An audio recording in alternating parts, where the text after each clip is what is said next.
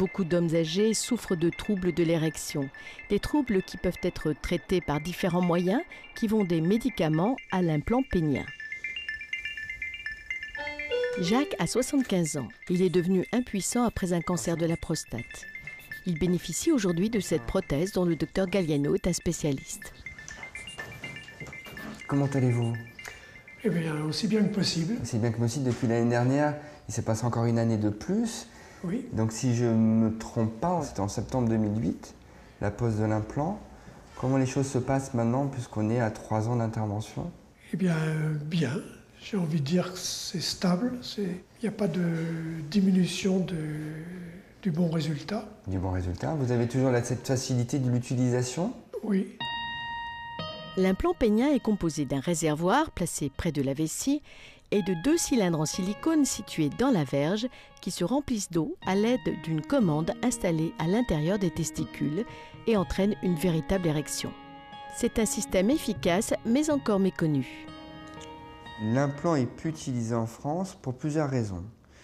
D'abord, on est un pays latin, donc c'est compliqué pour les patients déjà d'exprimer leurs problèmes sexuels et pour les hommes, leurs problèmes d'érection.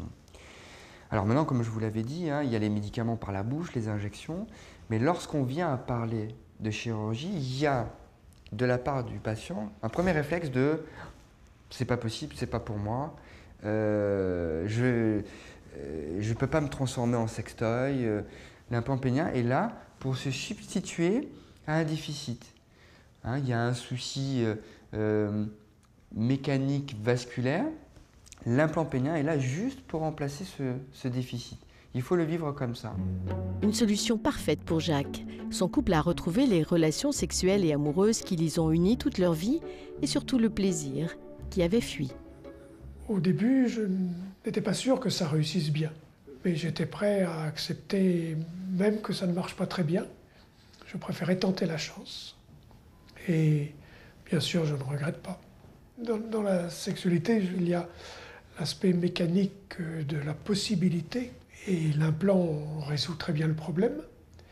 Et puis, il y a le désir, l'envie, qui est bien sûr moins fréquent qu'à 20 ou 30 ans, mais qui existe chez beaucoup d'hommes assez longtemps, et chez beaucoup de femmes certainement. On vieillit ensemble, donc chacun a ses petites diminutions, ce n'est pas gênant, je trouve.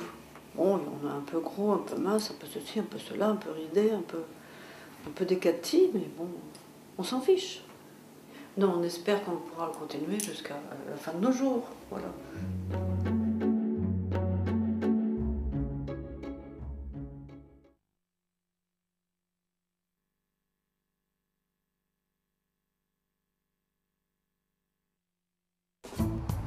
Aujourd'hui, la sexualité des seniors de 50 ou 60 ans n'est plus tabou.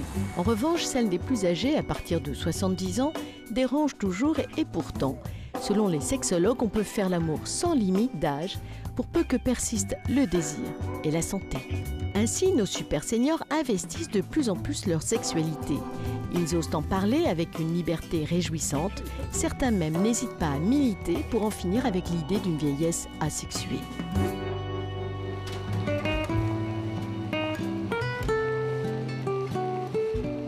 Micheline et Robert ont respectivement 76 et 80 ans. Anciens cadres supérieurs, mariés depuis 53 ans, ils sont à la retraite depuis 20 ans et profitent pleinement de leur temps libre. Voyages, découvertes, sport et balades, un couple privilégié. Moderne, en forme, comme dans une pub pour Senior Dynamique. T'as vu, ils sont barrés là-bas. Peut-être des travaux. Toujours très amoureux, ils avaient encore il y a 1 an des relations sexuelles régulières. Mais depuis, Robert souffre d'infections à répétition de la prostate, accompagnées de violentes douleurs, provoquées par un adénome lui aussi infecté. J'ai des problèmes sexuels depuis que je fais des prostatites à répétition, là, depuis plus d'1 an. Bon, ben, d'1 an, c'est le calme plat. La dernière fois que j'ai eu un rapport sexuel avec mon épouse, eh bien, au moment de la jouissance, eh bien, j'ai eu des douleurs terribles pendant au moins 1 minute. En dehors de ces douleurs, comme 40% des hommes après 60 ans, Robert souffre de troubles de l'érection et bien qu'il ait essayé divers traitements hormonaux ou médicamenteux, rien n'a vraiment marché pour l'instant. Bien sûr que c'est une aide. Pour beaucoup d'hommes, ça n'est pas forcément la solution. C'est une aide, mais ça ne palliera pas à la nécessité de s'appuyer sur la relation. Parce que le plus gros organe sexuel, c'est la tête. Si dans la tête, un homme pense que avoir un trouble de l'érection, et même s'il a un comprimé, de toute façon, c'est pas son érection à lui, il est devenu impuissant, etc. De toute façon, le médicament ne pourra pas suppléer à cette déficience, on va dire, de perception. Je me sens plus du tout à la hauteur d'être un garçon comme tout le monde. J'ai la chance de fréquenter quelques jeunes quand même, et quand j'entends tous les exploits de ces jeunes, alors dans mon intérieur, je me dis quand même, il y a quelque chose qui ne va pas là, c'est pas normal. Tiens, regarde.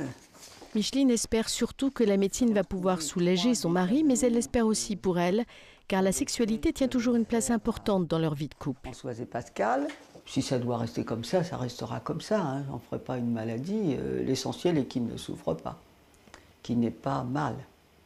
Voilà, mais il n'y a rien d'anormal à faire l'amour encore. Alors qu'est-ce que ça donne? La chair est belle.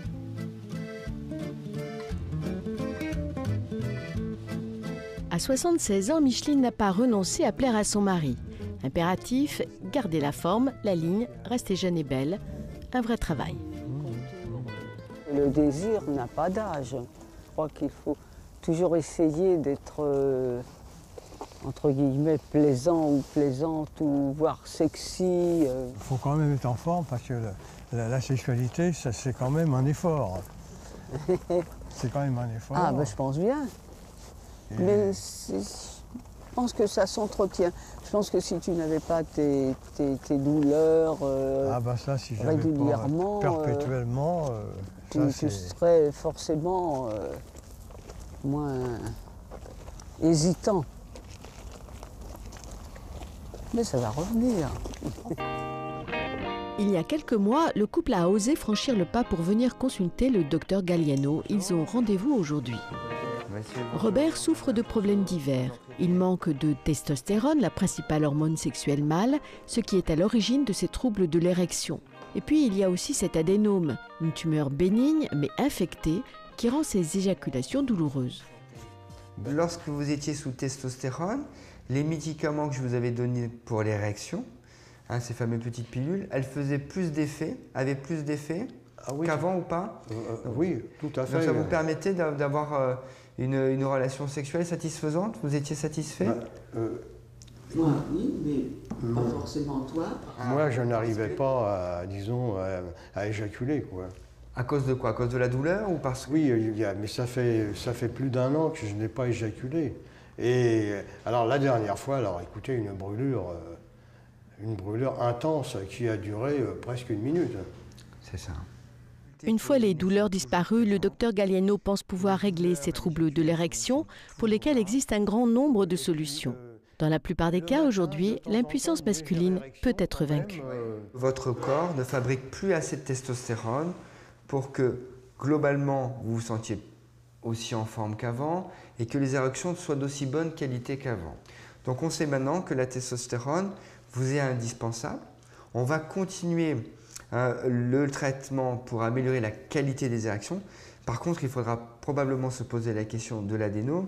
Je pense qu'on sera amené à faire un traitement sur l'adénome par voie chirurgicale.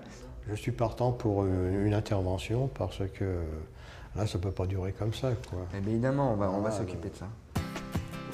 Robert, malgré ses 80 ans, est prêt à tout, y compris à subir une opération pour retrouver toute sa vigueur sexuelle et pouvoir encore honorer son épouse. On vous le disait bien, le désir n'a pas d'âge.